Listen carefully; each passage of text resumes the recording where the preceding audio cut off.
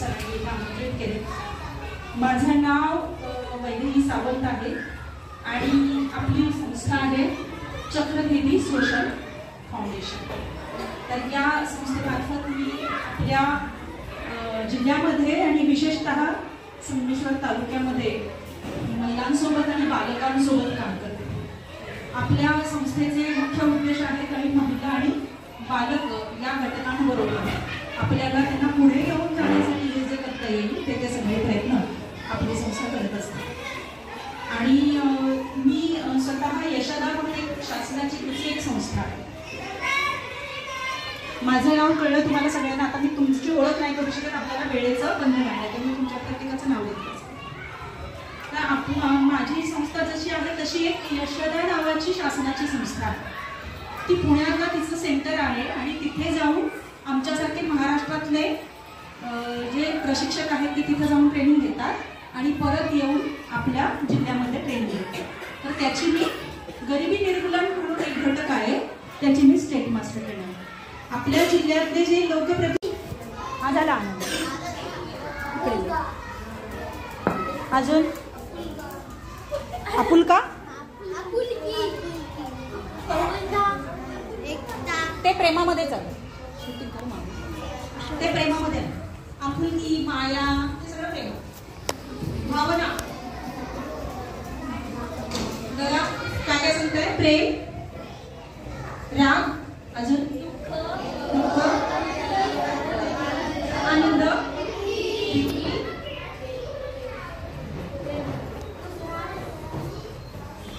त्रास. त्रास म्हणजे दुःख, भावना,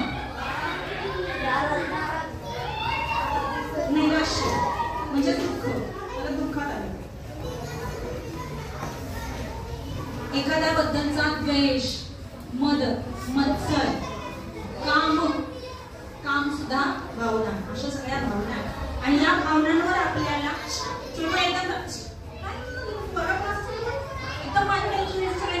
आपण शिक्षण घेतोय, आपण विद्यार्थी आहोत, तर तुम्हाला या जीवनाची कार्यशाळा शिकत असताना जीवनाची कौशल्य ज्यामध्ये सुंदर आणि आनंदी जीवन जर आपल्याला जगायचं असेल तर आपल्याला आपल्या भावनांवरती नियंत्रण असायला पाहिजे. समजलं इथपर्यंत सगळ्यांना? राग आला म्हणून मी शिवी दिली, राग आला म्हणून मी मारलं, असं जर तुम्ही म्हणत असाल तर तुमच्या भावनांवरती तुमचं नियंत्रण नाही आणि तुम्ही घेत असलेलं शिक्षण हे शिक्षण योग्य पद्धतीनं नाही असं तुम्ही तुमच्या मनाला सांगा. म्हणून राग आला म्हणून कधीच कोणाला शिव्या द्यायच्या नाही आणि मारामारी करायची. नियंत्रण. राग आला की काय करायचं? कसं मनावर नियंत्रण ठेवायचं? मन कसं आहे? चंचल आहे.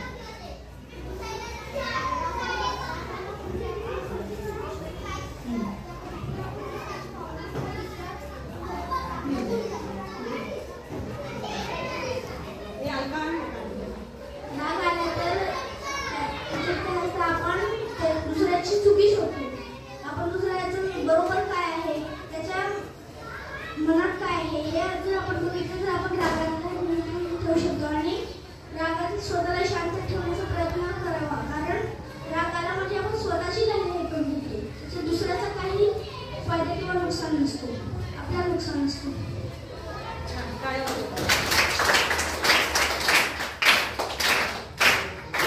त्यासाठी या मनापासून टाळ्या वाजवल्या. काहीतरी ताकद वापरायला रागावर डोळे वटारून तरी बघितलं पाहिजे. काही मुलींना किंवा मुलांना काही लैंगिक अत्याचार पण होत असतात. परवा एका कार्यक्रमामध्ये त्या मुलाला एक मोठा तरुण मुलगा होता आणि तो इतका त्रास देत होता मुलाला आणि तो असा बघत होता कावरा बावरा म्हणून की मला कोण मदत करेल. मग त्या वेळेला तिथे आला काय पाहिजे? तिथे त्याला म्हणता आलं पाहिजे की नो, नाही, बाजूला व्हा. आणि चार माणसांना सांगता आलं पाहिजे की हा मला असा करतोय. तर इतकं तुम्ही ते वापरू शकता. कधी? स्वसंरक्षणासाठी. समजतंय ना? नाहीतर मित्रांमध्ये सहज तो काहीतरी बोलला आणि तू माझा अपमान केला आणि तू मला आता असं काही करायचं. ठीक आहे? अजून एक नियंत्रण. तुम्ही मोबाईल बघता? मोबाईल मध्ये व्हिडिओ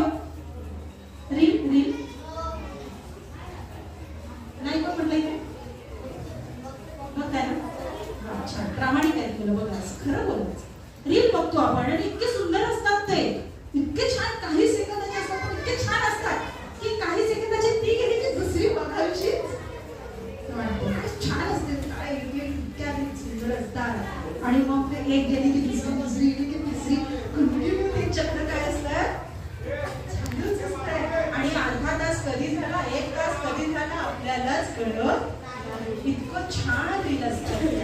पुन्हा इथे काय आलं नियम काय पाहिजे विसरायचं नाही. या शिक्षण कशासाठी भावभावनांवर आपल्याला थांबता आलं पाहिजे. आपलं ते काम सोडून आपल्याला वळता आलं पाहिजे. भाकरी का करपली घोडा का आणला माहिती का हे प्रश्न ऐकले का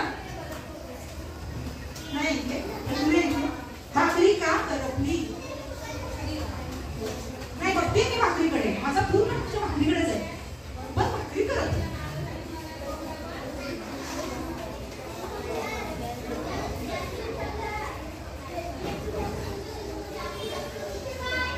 असू दे मग करपली ना भाकरी लक्ष असून काय उपयोग भाकरी करपली भाकरी खायची चांगली भाकरी खायची काय भाकरी करपली नाही लक्ष माझ्या भाकरी तिच्यासाठी टाळ्या वाजवायचं होतात. काय म्हणतात तुझं भाकरी माझं लक्ष तिच्याकडेच आहे भाकरीकडेच पूर्ण लक्ष आहे पण भाकरी करपते. तिने काय सांगितलं परतायला सुद्धा पाहिजे तेव्हा ती चांगली वाजणार ना परत तशीच ठेवली तर. तसं त्या रील मध्ये तुम्ही अडकत राहिलात आणि मनाला वळवलं नाही दुसरीकडे तर मन सुद्धा त्या रीलच्या डोहामध्ये रील काय आहे भोवरा पाण्याचा तसा भोवरा येतो. त्या भोवऱ्यामध्ये कधी जाल ना आतमध्ये तर कळणार सुद्धा. म्हणून त्याला काय केलं पाहिजे मनाला कळवलं पाहिजे. मनाला सांगितलं पाहिजे की स्टॉप आता रील बंद आता आपण काहीतरी मैदानी खेळ खेळूया गोष्टीचं पुस्तक वाचूया चित्रकला करूया गाणी गाऊया डान्स करूया काहीतरी वेगळं करूया पण इथे स्टॉप. मनाला काय सांगता आलं पाहिजे स्टॉप. कळलं आपल्या मनावर नियंत्रण आणणार. मन हे कसं चंचल आहे आणि आपल्याकडे त्याचे धागे दोरे असले पाहिजे. त्याला कुठे न्यायचंय काय करायचंय हे आपल्यावरती डिपेंड आहे. तर आपण आता इथे थांबूया आणि सगळ्यांनी मी सांगते कसं डोळे मिटायचे शांत बसायचं एकदम. सावंत मॅडमनी जे जे सांगितलं ते मी माझ्या जीवनामध्ये त्याचा वापर करणार आहे. माझ्या मनाला मी शांत ठेवणार आहे. माझ्या भावभावनांवरचं माझं नियंत्रण मी ठेवणार आहे. म्हणींच्या कथा सांगणारं पुस्तक मी घेऊन ते वाचणार आहे. मी आतापासून पुस्तकांचं वाचन अभ्यासाच्या पुस्तकांशिवाय इतर पुस्तकांचं वाचन करणार आहे. मी या देशाचा चांगला नागरिक होणार आहे. आज बालक दिन आहे बाल दिन आहे 14 नोव्हेंबर आहे आणि मला बालकांना फुलं म्हटलं जातं तर मी एक चांगलं सुंदर सुवासिक फूल होणार आहे. माझ्या जीवनामध्ये आज मला जे जे सावंत मॅडमनी शिकवलं ते मी माझ्या जीवनात त्याचा पूर्ण वापर करणार आहे. व्हिडिओ मोबाईल मधून फार लांब राहणार आहे. मोबाईलचा वापर केवळ ज्ञान ग्रहण करण्यासाठी करणार आहे आणि मी खूप शिकून मोठा होणार आहे आणि समाजामध्ये माझं एक चांगलं स्थान निर्माण करून समाजासाठी या देशासाठी मी सुद्धा माझं योगदान देणार आहे.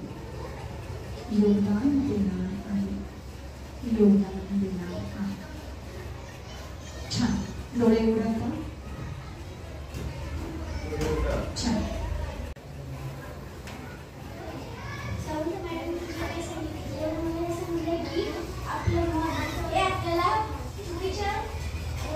आपले जीवन हा एक रस्ता ह्या आपण जन्मापासून मरणपर्यंत नेहमी काही शिकत राहतो आणि त्यामध्ये आपण एकच मन सोडवतो तो आहे मन. आपल्या स्वतःच्या मनाच्या रस्त्यावर जावी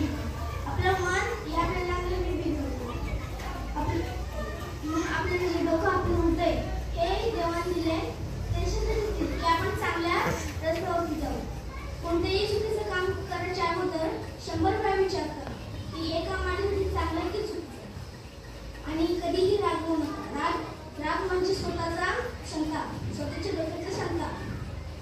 जर कोण आपल्याबद्दल राग करत असेल, आपल्याला भांडण झाली तर स्वतःला शांत ठेवा. आपली गोष्ट ऐकण्यासाठी तो समोरचा स्वतःला शांत ठेवेल आणि भांडण तिकडेच थांबेल.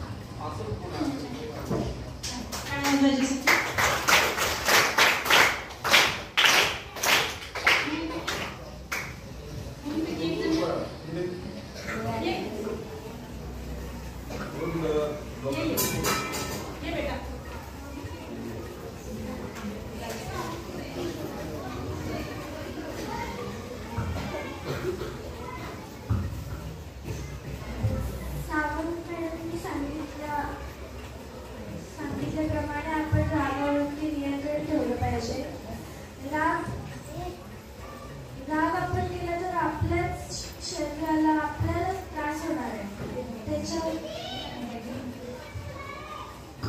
आपण मोबाईल म्हणजे आपण त्याच्यापासून लांब राहायचं आहे, त्याच्यामुळे आपल्यालाच त्रास होणार आहे. ठीक आहे, टाळ्या वाजवायला.